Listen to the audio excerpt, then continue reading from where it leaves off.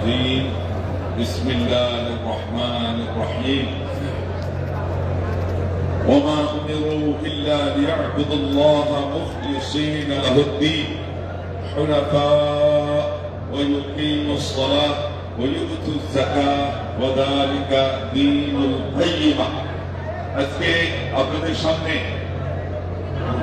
রোজা আমাদের শেষ হবে 24তম। আবার এখানে তো মিড আসবে না, ডাইরেক্ট চলবে না। আর এই রাত্রি যেটা আসতেছে সেটা হচ্ছে 25তম রাত্রি। তাহলে আমরা কিন্তু একটা কদর রজনীকে সামনে রেখেই কথা বলছি এবং একেবারেই শেষের দিকে এসে আমরা কথা বলছি। এমন অবস্থায় আয়াত পড়া প্রাসঙ্গিকতা হচ্ছে যে আল্লাহ রাব্বুল আলামিন আমাদেরকে খাঁটি মুসলমান বানানোর জন্যই বিশেষ করে সিয়াম সাধনা উপহার দিয়েছেন। যেমন প্রতিটি ইবাদত এর উদ্দেশ্য কিন্তু এটাই, এটা মনে রাখতে হবে। আল্লাহ যে বললেন লাআল্লাকুম তাত্তাকুন, এটা সূরা কত? দ্বিতীয় সূরা, আয়াত কত? 183। এই সিয়ামের উদ্দেশ্য হলো যেন আমরা মুত্তাকি হই। ওই সূরা বাকারারই আবার 21 নম্বর আয়াতে আল্লাহ পাক বলেছেন যে তোমাদের সবার উপরে ইবাদত প্রবর্তন করা হয়েছে যাতে করে তোমরা মুত্তাকি হতে পারো। অতএব বোঝা গেল সকল ইবাদতের উদ্দেশ্যই হলো আমাদেরকে খাঁটি বানানো, আমাদেরকে পিওর মুসলিম বানানো। যেই মুসলিম না হলে পরে দুনিয়াতেও আমরা আল্লাহর সাহায্য পাবো না এবং পরকালে আমরা জান্নাত পাবো। এটা যদি আয়াত থেকে এতটুকু পাই, হাদিসে কি পাওয়া যায় যে ইল্লা সাওম ফাইন্নাহু লি ওয়া আনা আজজি বিহি, সিয়ামের প্রতিদান সরাসরি আল্লাহ দিবেন। এটা এই জন্য যে সিয়ামটা হয়ে থাকে আল্লাহর জন্য। তিনি বলছেন, আল্লাহ নিজেই হাদিসে কুদসিতে বলছে সেটা হয় কেবলই আমার জন্য। অতএব আমি আল্লাহই সরাসরি এই সিয়ামের বদলা দিব, প্রতিদান এবং পুরস্কার দিব। বলেন আলহামদুলিল্লাহ। আল্লাহর হাতে পুরস্কার পাওয়া এটা কি কম আনন্দের ব্যাপার নাকি? সারা পৃথিবীর সবচেয়ে দামি জিনিস দিয়েও তা পাওয়া যাবে না। পৃথিবীর মধ্যে কেউ যদি সারা পৃথিবীর বড় কোনো কমিটি থাকে, কোনো যুক্ত ফ্রন্ট থাকে, তাদের কোনো সেই আরো কিছু থাকে, সেখানে একজন প্রধান হবে। সে দুনিয়া একজন মানুষ, মুসলমান হইলেই কি না অমুসলিম হইলেই কি, তার তুলনায় আল্লাহ রাব্বুল আলামিন তার কিয়ামতের দিন আপনাকে যে পুরস্কার দিবেন এটার সাথে কিন্তু কোনো ধরনের কম্পেয়ার পর্যন্ত চলে না। আল্লাহর হাতে আপনি পুরস্কার পাবেন। এটা হলো খাঁটি মুসলিম হওয়ার ভিত্তি। এবার এই শেষ প্রান্তে এসে আমরা কতটুকু খাঁটি হলাম, মনটা কতটুকু ফ্রেশ হলো, এটা আমাদেরকে অবশ্যই খুঁজে দেখতে হবে।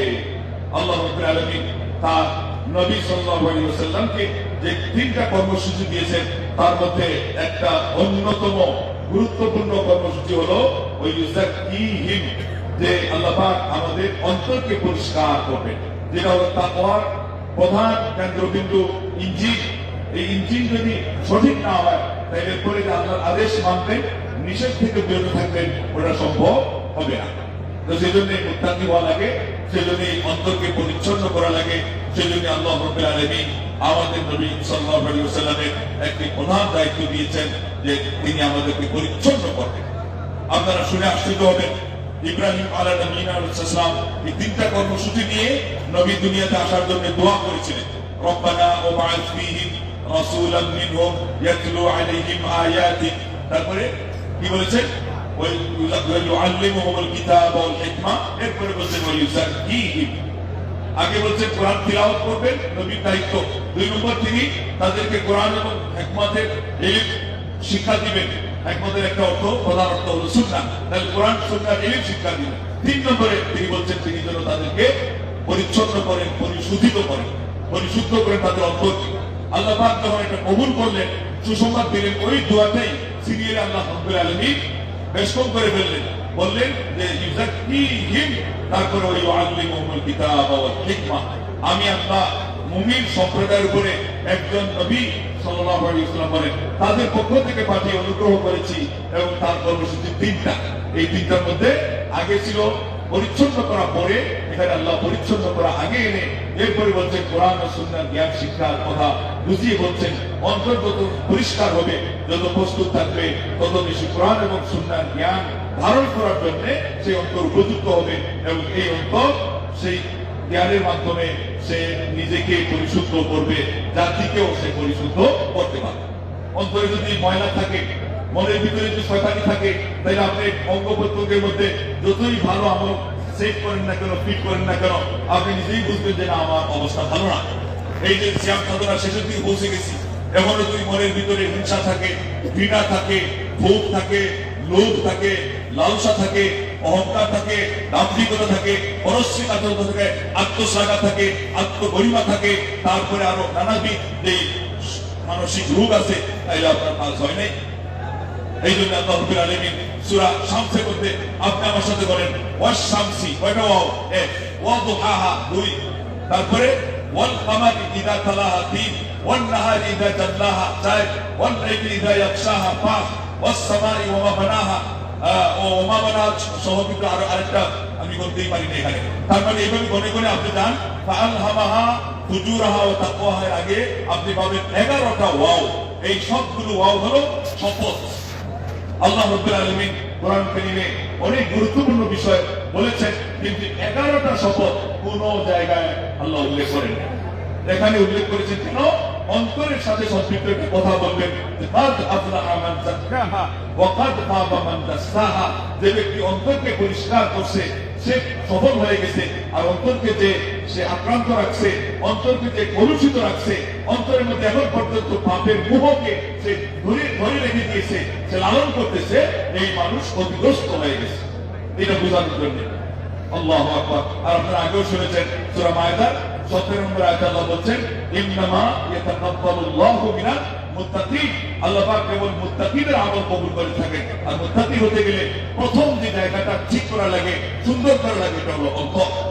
ইমাম শাফিঈ রাহিমাহুল্লাহ জিজ্ঞাসা করা হলো আল্লাহর কাছে সবচেয়ে প্রিয় জিনিস কি? তিনি বললেন, আল্লাহ যখন বান্দার অন্তরের দিকে দৃষ্টি দিবেন তখন দেখবেন যে সেই মনের ভিতরে শুধুই আল্লাহর ভয়, আল্লাহর ভালোবাসা, আল্লাহর কাছ থেকে পাওয়ার আশা ভরসা ছাড়া বান্দা কোনো কিছুকেই মনে রাখতে পারে না। ওই আমলটাকে, ওই মানসিকতাটাকে, ওই অন্তরটাকে আল্লাহ পাক সারা পৃথিবীর সব কিছুর থেকে বেশি ভালোবাসে। বলেন আলহামদুলিল্লাহ। এবং এর ভিত্তি কোথায় আছে? সহিহ মুসলিমে, ইন্নাল্লাহা লা ইয়ানজুরু ইলা সুওয়ারিকুম ওয়ালা ইলা আমওয়ালিকুম ওয়ালাকিন ইয়ানজুরু ইলা কুলুবিকুম ওয়া আমালিকুম। আল্লাহ পাক তোমাদের চাকচিক্য, বাহ্যিক সৌন্দর্য, চেহারা সুরত, আকার আকৃতি এগুলো দেখেন না, টাকা পয়সার রেল, এই সমস্ত প্রাচুর্য, আল্লাহ এগুলো দেখেন না। আল্লাহ পাক দেখেন তোমার অন্তর, আল্লাহ পাক দেখেন তোমার আমল। বলেন আলহামদুলিল্লাহ। তাইলে সিয়াম সাধনার মাসে আমরা সবচেয়ে বেশি গুরুত্ব দিব অন্তরটাকে আমি কোথায় রেখেছি। ইমাম ইবনুল কাইয়িম রাহিমাহুল্লাহ বলেছেন, আপনি যদি একাকিত্বে আল্লাহকে স্মরণ করতে না পারেন, আপনি যদি কোরআন তিলাওয়াতের সময় আল্লাহর কথাটাকে আপনি সিরিয়াসলি স্মরণে না আনতে পারেন, আর আপনি যদি এই যে দ্বীনি মাহফিল এটার সময় যদি আপনি আল্লাহকে একেবারে অন্তরের অন্তঃস্থল থেকে স্মরণে না আনতে পারেন, উনি বলছেন আপনার অন্তর মরে গিয়েছে, আপনার অন্তর হাইজেক হয়ে গেছে, অন্য কেউ নিয়ে নিয়েছে। কে নিয়েছে? শয়তান। শয়তান দখল করেছে অথবা মারা গেছে। কারণ আল্লাহ নবী সাল্লাল্লাহু আলাইহি ওয়াসাল্লাম বলছেন, মাসালুল লাযী ইয়াযকুরু রাব্বাহু ওয়াল লাযী লা ইয়াযকুরু। যে ব্যক্তি তার রবের কথা স্মরণ করে আর যে ব্যক্তি তার রবের কথা স্মরণ করে না, এই দুইজনের উদাহরণ হলো কামাসালিল হাইয়্যি ওয়াল মাইয়িত। একজন জীবিত আর আরেকজন মৃত। জীবিত কে? জীবিত কে? মানে দুইজনের কথা বলা হয়েছে, একজন আল্লাহকে স্মরণ করে আর একজন স্মরণ করে না। জীবিত কোনজন হবে তাহলে?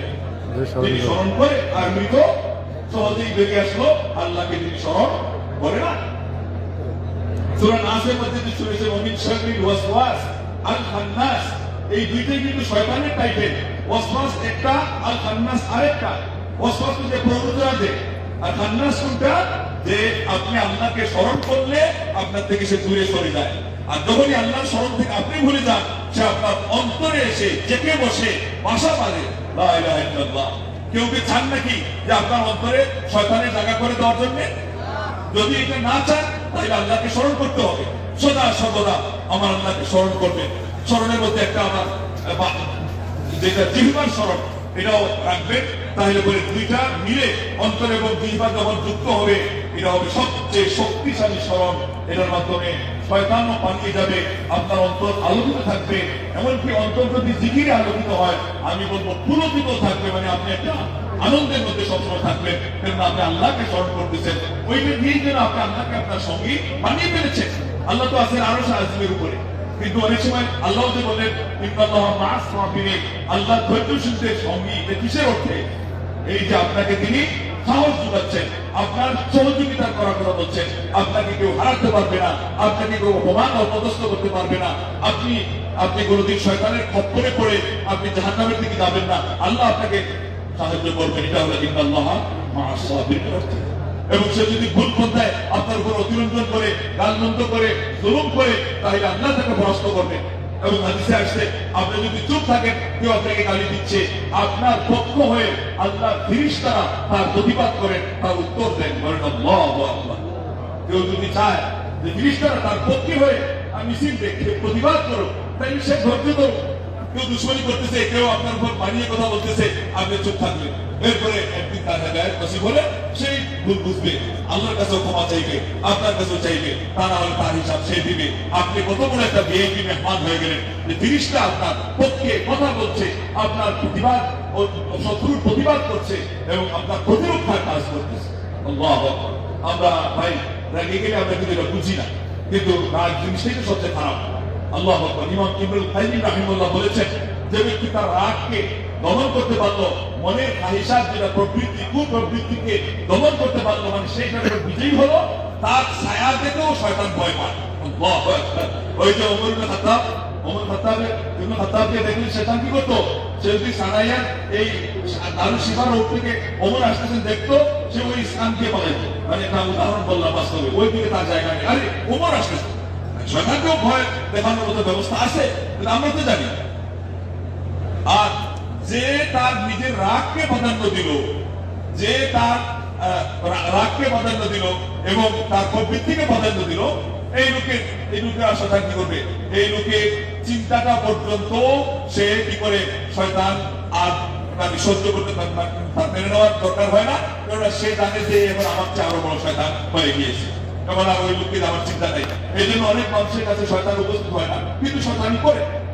ওই যে হোয়াটসঅ্যাপে প্রশ্ন করেছে যে সে একটা দুর্ঘটনা শুনলাম, এই লোকে প্রশ্ন করা হলো, রমজান মাসে তুমি এই কাজ করলা টাকা নেই? তো উনি বলছে আমার শয়তানি ধরে গেছিল। আমি বলি, আপনি কি একটা ঘটনা দেখছেন? রমজানে বিগত কয়েক বছর যাবৎ এমন কিছু দুর্ঘটনা সারা পৃথিবী মানুষ দেখতেছে, যেটা রমজানের আগেও ঘটে না, পরেও ঘটে না। তার মানে মানুষ নিজে আরো বড় শয়তান হয়ে বসে আছে। আপনি কোনো একটা জিনিসকে চাবি দিয়ে আছেন, খুব দ্রুত ঘুরে, যেটা ওটা চাবি বন্ধ করার পর দেখবেন আরো ঘুরবে, আরো ঘুরবে। আর যদি এটা যদি নাটবল্টু ভেঙে যায়, তাহলে ঘুরতে ঘুরতে আপনাকে নিয়ে পানিতে ডুবে যাবে, যেটা আরো শক্তিশালী হতে পারে। তো আমরা নিজেরাই যদি শয়তান হয়ে যাই, মিনাল জিন্নাতি ওয়ান নাস, আল্লাহ পাক বলেন শয়তান দুই প্রকার, একটা মানুষ রূপী আর একটা হলো জিন্নাত রূপী। তো ইনি তো একেবারে শয়তান নিজেই হয়ে আসে। আর হাদিসের মধ্যে আরেকটা ব্যাখ্যা হলো, সকল শয়তানকে বন্দী করা হয় না, দুষ্ট প্রকৃতির শয়তানগুলোকে বন্দী করা হয়, যেগুলো সাধারণ আছে এগুলো আছে। তা দুইটাই যদি আমরা নাও নেই, প্রথমটাও নেই, তাহলে সেখানেও একটা ব্যাখ্যা আছে কি, যে মানুষ যদি শয়তানি কাজ না ছাড়ে, তাহলে ওই শয়তানকে বন্দী রেখে পাপ থেকে দুনিয়া মুক্ত হবে না, মুক্ত রাখা যাবে না, যেমন আমরা দেখতে পাচ্ছি। তো সেই জন্য বন্ধুগণ, এই দুনিয়াতেও যদি সুখ শান্তিতে থাকতে চান, মান সম্মান নিয়ে থাকতে চান, মা ও বোনদের ইজ্জত রক্ষা পাক এটা আপনি চান, তাহলে করে কেউ নিজে অন্য মা ও বোনদের আরো কারো মা ও বোনদের ইজ্জত নষ্ট হয়, এই চিন্তাটা করেন না। আজকে একজন দেখলাম কিয়ামতের আলামতের কথা শোনাচ্ছে, এই কথা বলে যে একজন মেয়ে নাকি বলতেছে যে আমাদের এখন একটা বয়ফ্রেন্ড হয় না, তারপরে বয়ফ্রেন্ড কয়েকটা লাগে, বলেন না আলহামদুলিল্লাহ। আর কালকে দেখলাম যে একই ছেলেকে বিয়ে করার জন্য মাও পাগল, মেয়েও পাগল। এই কোন বিপদে পড়লাম রে ভাই, এই কোন সমস্যা? ফিতনা ছাড়া কিচ্ছু না, আল্লাহ প্রথম কিচ্ছু না। আমি আপনাকে বলছি এটা কিচ্ছু না, ওটা হলো আল্লাহকে ভুলে দেওয়া ফিতনা। মানুষ এত নির্লজ্জ হয় কেমনে, মানুষ এত বেহায়া হয় কেমনে? এই জন্য মাহে রমজানে আমাদের প্রত্যেককেই কায় মনোভাব আল্লাহর কাছে তওবা করতে হবে। আমাদের এই প্রিয় মাতৃভূমি দেশকে যদি রক্ষা করতে চান, এখানে একজন ভালো শাসক, ভালো একটা রাষ্ট্রযন্ত্র আল্লাহর পক্ষ থেকে গিফট পেতে চান, তাহলে নিজেদের আমলকে শুধরান।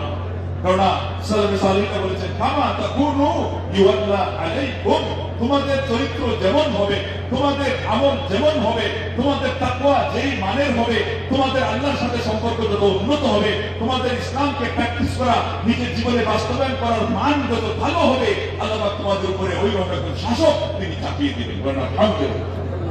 তো মাহে রমজানে তো আমরা আমল তো ভালো করতেছি, কিন্তু কি পরিমাণ, কতটুকু ফিক্সড, কতটুকু নিশ্চিত, কতটুকু আমরা এই পথে থাকার ওয়াদা নিয়ে আমরা করছি, কমিটমেন্ট নিয়ে করছি, নাকি ওই রমজান আসলো আর মৌসুম ভিত্তিক না, মৌসুমি পাখি হলে হবে না, হই হই রই রই বরপনে এলো ওই, এটা তো অনেক সময় আসে আবার চলে যায়।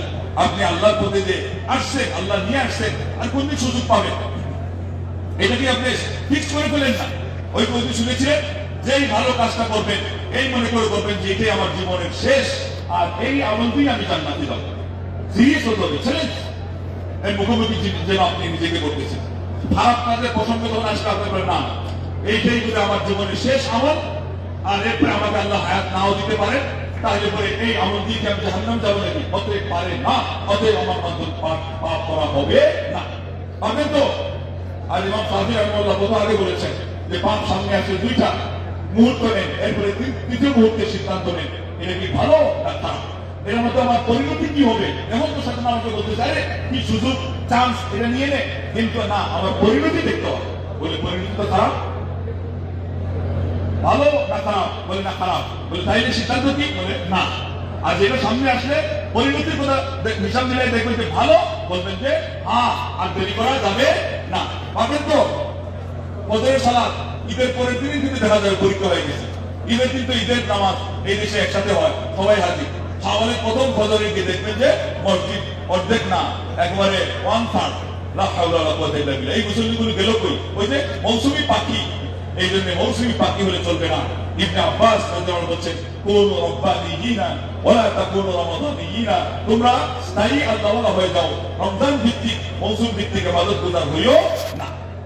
কোরআন এখানে পড়েন, প্রথম যার বাকি আছে আমি বারবার বলতেছি, দেন আল্লাহ নবী সাল্লাল্লাহু আলাইহি ওয়াসাল্লাম বলছেন 3 দিনই দেওয়া যায় বলেই তো বলছেন।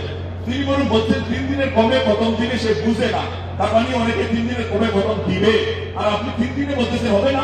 আলহামদুলিল্লাহ এখনো তো আমাদের সামনে কয়দিন আছে, কমপক্ষে 5 দিন আছে, তাইলে করে আপনি সাহস করলে এখন থেকে পারবেন। আর যারা কয়েক পারা পড়ে রাখছেন অবশ্যই অবশ্যই আপনি পারবেন, সাহস রাখেন, বুক বাঁধেন, আল্লাহকে সাহায্য চান। একজন মিশনী যুবক যদি ওই পুরা মাসের যুবক থেকে আসরকে কাজে লাগাইয়া মোবাইল রিসিভও না, মোবাইল করাও না, সে 10 খতম কোরআন দিতে পারে, আপনি 5 খতম পারবেন না কেন? আর 1 খতমই পারবেন না, এর অর্থ আপনি তো কোরআনের সাথে কোনো সম্পর্ক ভালো রাখেন নাই। আর কোরআন তিলাওয়াত বিশুদ্ধ জানি না, আপনার অবস্থা মাপেই নেই, হিসাবেই নেই। আপনি এখন পর্যন্ত অনেক দূরে আছেন। তাড়াতাড়ি করে রমজানের এই শেষ থেকে অথবা সাথেই যখন মাস আসবে এরপরে সুযোগ নিয়ে আপনি একজন হাফিজ বা কারি সাহেবের কাছে গিয়ে কোরআন পড়া শিখতেই হবে। সূরা ফাতিহা না বললে তো সালাত হবে, তার সাথে আরো 2-4-5টা সূরা বিশুদ্ধভাবে মাস্ট করতে হবে। এছাড়া আপনি কোরআনের অধিকার আদায় করেন না। এইভাবে করে এই লাইলাতুল কদরগুলো যেগুলো বাকি আছে সেগুলো কাজে লাগান। এমনকি একটা হাদিসের ব্যাখ্যা অনুযায়ী পাওয়া যায় জোরগুলো আপনার জন্য কাজে লাগাইতে হবে। ওই শেষ থেকে যদি হিসাব করেন আর মাস যদি 30 হয় তাইলে কিন্তু যতই বেজুরির হিসাব আসে ওইটাকে জুড়ে পড়ে যায় লাইলাতুল কদর, লা ইলাহা ইল্লাল্লাহ। তো এই জন্য পুরা 10 দিন রাত সহ আপনি কাজে লাগাবেন। আর বিশেষ করে কাজে লাগাবেন বেজুরগুলোকে। আর আপনার সাদাকাতুল ফিতর এই ফিতরা নিয়ে আজকে দেখুন একসাথে একদম প্রথমে রমজানের জাকাত দেন, রাখি। আমি বললাম রমজানের জাকাত তো সবার ফরজ হয় না।